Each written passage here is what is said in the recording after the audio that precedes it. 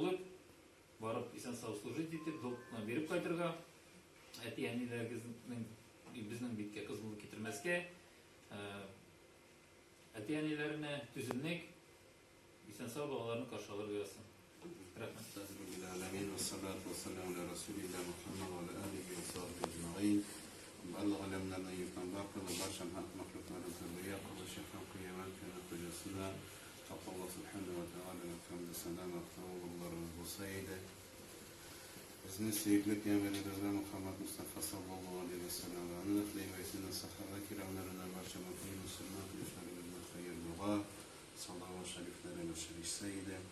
Esselamu aleyküm ve rahmetullahi ve berekatuhu. Sevgili kardeşlerim, sizge Allah'ın selamı, rahmeti, bereketi nasip olsun inşallah.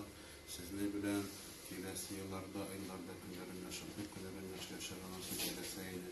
Hayır hasreten, nefretlerden, defnetlerden, yavuzluktan, avullardan Allah Teala uzun saklamış olsaydı. Hem bizden sürekli Peygamber sallallahu aleyhi ve sellem etken eğer de birer oranda kişiler jiyilsa, anda Kur'an ayetleri okumasa bu jiyil xeyli bulmaz.